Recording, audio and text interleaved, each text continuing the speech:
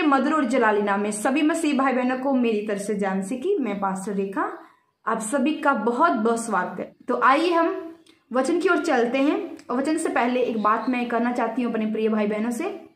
बहुत सारे भाई बहन ऐसे हैं जिन्हें बाइबल पढ़ने नहीं आती है और पढ़ने की कोशिश कर रहे हैं। प्रभु आपको जरूर अपना आत्मा देगा और आप प्रभु के आत्मा के द्वारा पढ़ पाएंगे, क्योंकि मनुष्य ना तो अपने बल से ना तो अपनी शक्ति से कुछ कर सकता है, बल्कि परमेश्वर की आत्मा के द्वारा। अगर उसके अंदर परमेश्वर की आत्मा है तो उसके द्वारा वो बाइबल को पढ़ भी सकेगा, समझ भी सकेगा, क्योंकि अपनी बुद्धि से कुछ भी मनुष्य नहीं कर सकता है। ये सब व्यर्थ है। हालेलुया।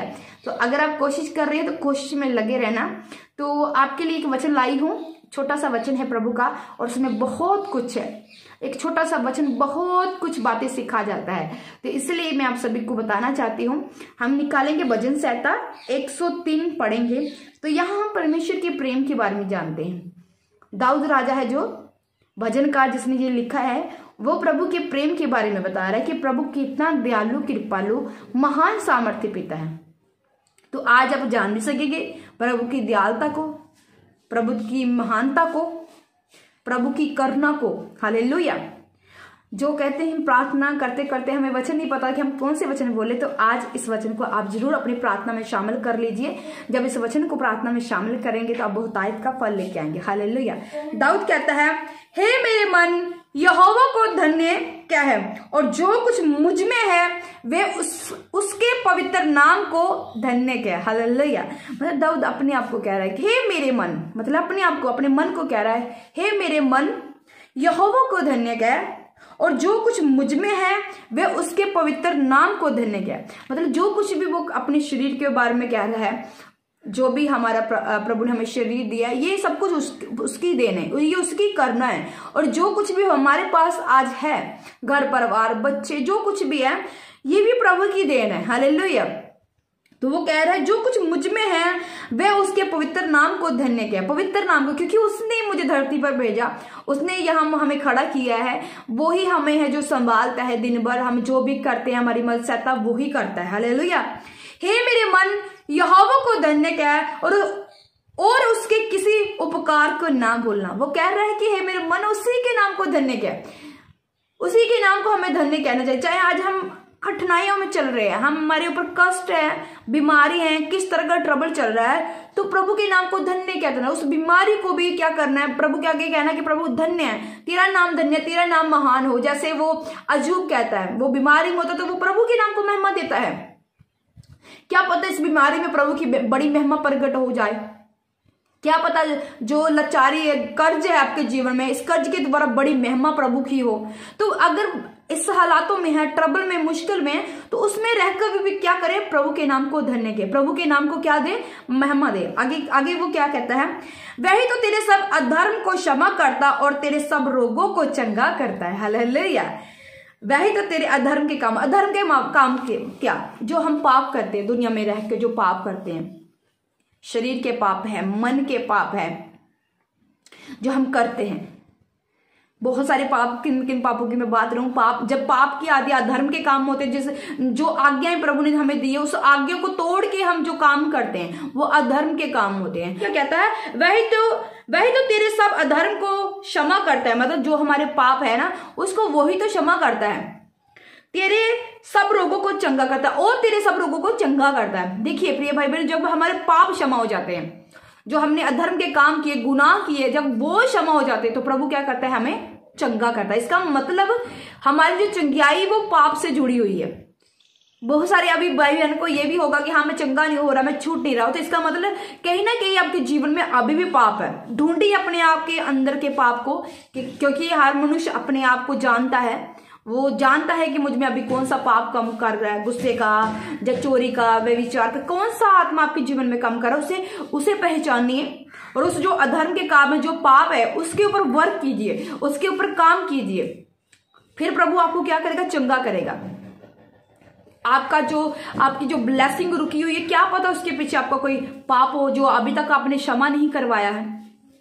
तो आपको क्या करना, अपने अधर्म के कामों को लेके प्रभु की उपस्थिति में जाना है कि प्रभु ये मेरे अधर्म के काम है, मैंने ये पाप किए हैं, जब पिछले दिनों में कोई आपने पाप किए, उस पाप को आप याद कीजिए कौन से पाप है। जब आप याद करेंगे आपके पाप आपके आंखों के सामने आएंगे, नजर आएंगे, तो उसके ऊपर काम करिए। काम कैसे करना है? प्रभु के आगे जाके माफी मांगिए, प्रभु क्षमा कर दे, क्योंकि जब आपके पाप क्षमा हो जाएंगे तो आपकी बीमारी भी चली जाएगी। हालेलुया। हम वचन की ओर जाते हैं तो प्रभु यीशु मसीह जब भी किसी से कुछ निकालते थे, दुष्ट आत्मा निकालते थे, जहाँ किसी बीमारी को डांटते, जैसे मिर्गी वाले को प्रभु ने चंगा किया तो उसने क्या, तेरे पाप क्षमा हो। लकवे के रोगी को चंगा किया तो क्या क्या, तेरे पाप क्षमा हो जाए। जब इसका मतलब कहीं ना कहीं कुछ बीमारियां ऐसी होती जो हमारे पाप के कारण आती है हमारे जीवन में, तो हमें क्या करना, सबसे पहले क्या, अपने पापों से क्षमा प्रभु से मांगनी कि हमें माफ कर दे, प्रभु हमें एक नया जीवन दे, एक नया मन दे। जब हम ये मांगते हैं तो प्रभु हमें चंगा करता है, हमें आजाद करता है, हमारे कर्जे को दूर करता है, हमारे घर कलेश को दूर करता है। हालेलुया। इसका मतलब कहीं ना कहीं पाप से जुड़ा होता है हमारा जीवन। इसका मतलब पाप से ही जुड़ा हुआ है हमारा जीवन। अगर हमारे जीवन में ब्लेसिंग नहीं है, हमारे घर में कर्जे हैं, हमारे घर में लड़ाइयां हैं, सब कुछ होने के बावजूद भी हम अपने आप को निहत्था फील करते हैं, अपने आप को ऐसा कर्ज के नीचे देखते हैं, काम भी बहुत ज्यादा है और सब ब्लेसिंग फिर भी घर में बरकत नहीं ठहरती है। उसका कारण क्या? ढूंढिए। अगर ढूंढेंगे तो वो कारण भी मिलेगा। पहले आपको उस कारण पर वर्क करना पड़ेगा, ढूंढना पड़ेगा क्या कारण है जो ये बीमारी जा ही नहीं रही, बीपी सही नहीं हो रहा है, शुगर जा नहीं, थायराइड नहीं हो खत्म हो रहा है, क्या कारण है? मैंने कुछ पाप तो नहीं किया इस आंखों के द्वारा, इस कानों के द्वारा। क्योंकि कभी कभार हम पाप नहीं करते हैं, हम अपने कहते हैं कि हमने तो कोई पाप नहीं किया, हम तो बिल्कुल शुद्ध हैं, हम प्रभु का डर मानते हैं। अच्छी बात है, पर क्या होता है कभी कभार आप अपनी आंखों के सामने पाप होता हुआ देख लेते हैं।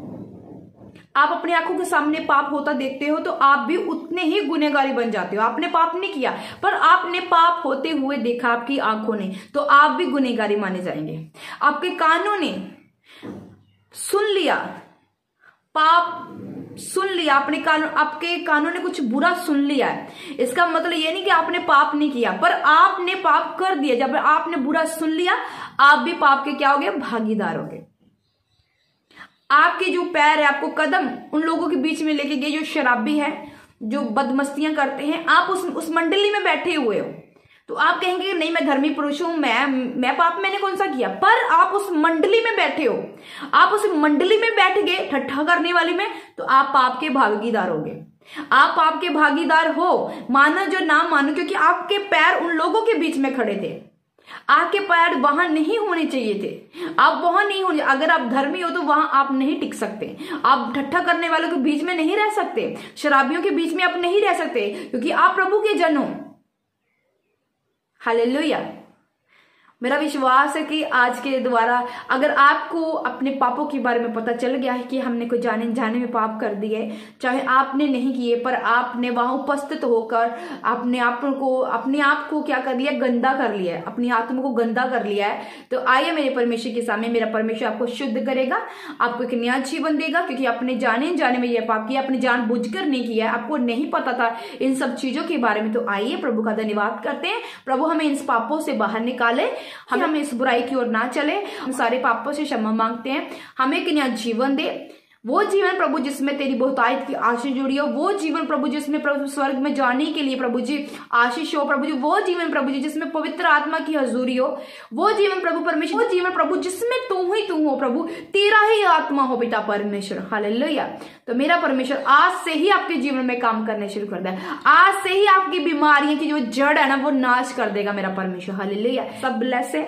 सुबह और शाम आपके लिए प्रार्थना आती है, जरूर उस प्रार्थना को सुनिए, रिसीव कीजिए। मेरा परमेश्वर आपको बहुत आयत का जीवन देगा। हालेलुया। सबको जान सके।